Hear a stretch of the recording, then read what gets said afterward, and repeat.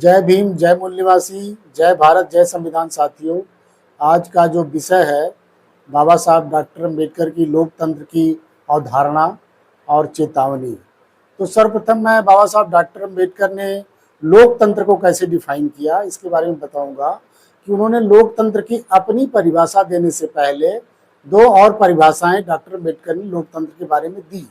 पहली परिभाषा उन्होंने जो वाल्टर बगहॉट की दिया कि वाल्टर बगहॉट कहता है कि democracy is the government through discussion, अर्थात डेमोक्रेसी का मतलब है चर्चा परिचर्चा से सरकार, ना कि मारपीट की सरकार जो है, ना कि बुलडोजर की सरकार। चर्चा परिचर्चा से सरकार बननी चाहिए और कोई भी निर्णय लेना है तो डिस्कशन के थ्रू लेना चाहिए। दूसरी परिभाषा उन्होंने जो है अब्राहम लिंकन को कोट किया और अब्राहम लिंकन ने कहा था कि democracy is the government by the people, for the people end of the people. And third परिभाषा जो डॉक्टर अम्बेडकर ने कहा वो ये कहा कि मेरी परिभाषा जो डेमोक्रेसी की है कि डेमोक्रेसी वो है जिसमें revolutionary changes without bloodshed आ जाए। जैसे भारत में जो कहते हैं कि भारत का संविधान लागू हुआ, तो भारत के संविधान के बारे में प्रोफेसर ऑस्टिन ने ये बात कहा था कि Indian constitution is an instrument of social change. तो भारत के संविधान के लागू होने से क्या हुआ कि भारत में एक बहुत बड़ा सामाजिक परिवर्तन आया और वो विदाउट ब्लड शेड आया। तो ये डॉक्टर अम्बेडकर की डेमोक्रेसी की परिभाषा थी कि मतलब जो रिवोल्यूशनरी चेंजेस हैं वो विदाउट ब्लड शेड आ जाए जो है। अब जो डॉक्टर अम्बेडकर कैसा लोकतंत्र चाहते थे, तो उन्होंने 25 नवंबर सन 1949 को जो पार्लियामेंट में अपने अंतिम भाषण दिया उसमें ये उन्होंने बात कहा कि आज से भारत में one man one vote one value का प्रिंसिपल लागू हो गया है। अर्थात जो पॉलिटिकल डेमोक्रेसी भारत में आज स्टेब्लिश हो गई है, लेकिन political democracy can not last unless lies at the base of it social democracy, कि राजनीतिक लोकतंत्र तब तक अस्थायी नहीं हो सकता जब तक उसके बेस में सामाजिक लोकतंत्र न हो।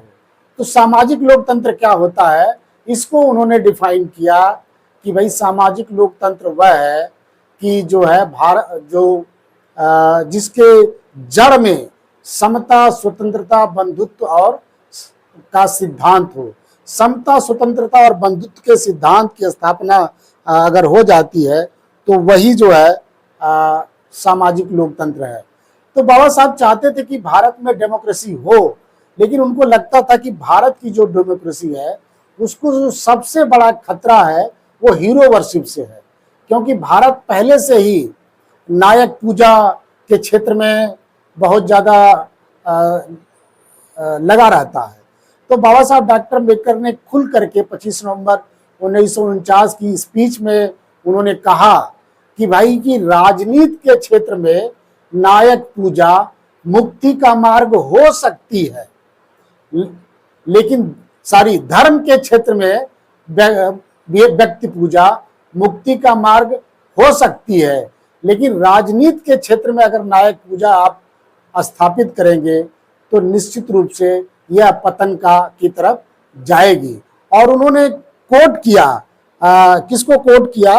उन्होंने कोट किया जॉन स्टुअर्ट मिल को। जॉन स्टुअर्ट मिल को कोट करते हुए डॉक्टर अम्बेडकर ने कहा कि महान से महान व्यक्ति के चरणों में भी अपनी स्वतंत्रता को अर्पित नहीं करना चाहिए, अदरवाइज महान से महान व्यक्ति किसी भी संस्थान में या किसी भी संस्था में या किसी भी देश में या किसी भी संगठन में जो विभिन्न इंस्टीट्यूशन बनती है, विभिन्न परंपराएं बनती है, उनको ध्वस्त कर देगा और वहां जो है तानाशाही स्थापित कर देगा। ऐसा डॉक्टर अम्बेडकर की चेतावनी थी। उन्होंने एक और डेनियल ओ'कॉनेल को कोट करते हुए कहा कि भाई no man can be grateful at the cost of his honour, no women can be grateful at the cost of her chastity and no nation can be grateful at the cost of its liberty, कि कोई भी व्यक्ति जो है अपने सम्मान की कीमत पर किसी का ग्रेटफुल नहीं हो सकता है। कोई भी महिला जो है अपनी इज्जत की कीमत पर किसी का ग्रेटफुल नहीं हो सकती है, और उसी तरह से जो कोई भी देश अपनी स्वतंत्रता की कीमत पर किसी का ग्रेटफुल नहीं हो सकता है। उन्होंने कहा महान व्यक्ति होते हैं, महान व्यक्तियों का सम्मान करिए, लेकिन सम्मान की एक सीमा होनी चाहिए। इतना सम्मान मत करिए कि आप जो लोकतंत्र का जो बेसिक तत्व है उसको आप भूल जाइए। एक उन्होंने पंजाब गए डॉक्टर अम्बेडकर, और पंजाब में 28 अक्टूबर, 27 अक्टूबर, 28 अक्टूबर और 29 अक्टूबर, तो 28 अक्टूबर को उन्होंने जालंधर के डीएवी कॉलेज में एक भाषण दिया। भाषण का शीर्षक था future of the parliamentary democracy in India. तो उस भाषण में उन्होंने कि भारत में जो है डेमोक्रेसी कैसे स्टेब्लिश रहेगी, उसमें 3-4 बातों का डॉक्टर अंबेडकर ने उल्लेख किया कि अगर 3-4 बातें रहेगी तो भारत में ये डेमोक्रेसी रहेगी, अदरवाइज भारत में डेमोक्रेसी बड़ा मुश्किल है जो है। तो पहली बात उन्होंने कहा कि अगर हम चाहते हैं कि भारत में पार्लियामेंट्री डेमोक्रेसी रहे तो parliamentary government means negation of the hereditary rule. तो उन्होंने कहा ये जो वंशवाद की पद्धति है, जो वंशवाद भारत में स्थापित होता है, तो ये वंशवाद जो है भारत के पार्लियामेंट्री डेमोक्रेसी के लिए एक चुनौती है। अर्थात कोई किसी परिवार से आता है, योग्य है, तो उसे आगे बढ़ना चाहिए, लेकिन सिर्फ इसीलिए कि वो योग्य है उसको आगे बढ़ाया जाए, इसीलिए कि उस परिवार से है उसे आगे बढ़ाया जाए, ये जो है पार्लियामेंट्री डेमोक्रेसी के लिए ठीक नहीं है। दूसरी बात उन्होंने कहा कि जो कानून का निर्माण हो रहा है, वो कानून कोई भी बने तो वो जनता के जो प्रतिनिधि चुने जा रहे हैं उनकी सलाह मशविरा से कानून बनना चाहिए, उनसे डिस्कशन करके कानून बनना चाहिए। ऐसा ना हो जाए कि डायरेक्ट कहीं और से, किसी और संस्थान से, नागपुर से या कहीं से वो कानून आ जाए अचानक पार्लियामेंट में और कह दिया जाए कल इसको पास कर दो। ऐसा नहीं होना चाहिए। कानून जो है पार्लियामेंट को खुद अपना दिमाग लगाकर सोच समझ करके बनाना चाहिए, क्योंकि जो पार्लियामेंट के जो रिप्रेजेंटेटिव हैं वो जनता के रिप्रेजेंटेटिव हैं, तो ऐसा माना जाएगा कि वो जनता के बिहाफ पे कानून बनाना चाहते हैं। और तीसरी जो सबसे इंपॉर्टेंट बात उन्होंने कही कि भाई जो पार्लियामेंट्री डेमोक्रेसी है ये 2 पिलर पे खड़ी है, इसमें से कोई भी पिलर ध्वस्त होगा तो पार्लियामेंट्री डेमोक्रेसी ध्वस्त हो जाएगी। तो पहला पिलर है अपोजिशन, क्योंकि कोई भी आप नीति बनाते हैं, कोई भी कार्यक्रम लाते हैं, तो उसके दोनों पहलू, एक पॉजिटिव पहलू है और एक नेगेटिव पहलू है। तो विपक्ष रहना चाहिए जो उसका नेगेटिव एनालिसिस कर सके, जो उसका एक देख सके कि इस पॉलिसी के आने में क्या क्या नुकसान हो सकता है।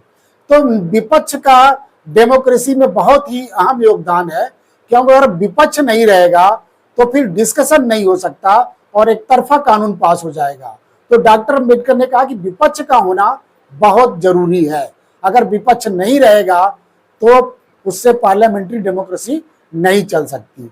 और दूसरा उन्होंने कहा कि विपक्ष के साथ ही साथ फ्री एंड फेयर इलेक्शन जो है ये दूसरा पिलर है डेमोक्रेसी का, क्योंकि अगर फ्री एंड फेयर, स्वतंत्र और निष्पक्ष चुनाव नहीं होगा तो जो आज विपक्ष में है कल उसको सत्ता पक्ष में आने का मौका नहीं मिलेगा, क्योंकि सत्ता पक्ष जो है चुनावी जो प्रणाली है उसका दुरुपयोग करके सत्ता पक्ष में लंबे समय तक बना रह सकता है, और यह बात पार्लियामेंट्री डेमोक्रेसी के लिए ठीक नहीं है। तो डॉक्टर अम्बेडकर चाहते थे और इसलिए उन्होंने कहा कि भाई अगर आप देश में पार्लियामेंट्री डेमोक्रेसी को मजबूत करना चाहते हैं तो आपको न केवल विपक्ष की अहम भूमिका है बल्कि स्वतंत्र और निष्पक्ष चुनाव की भी अहम भूमिका है।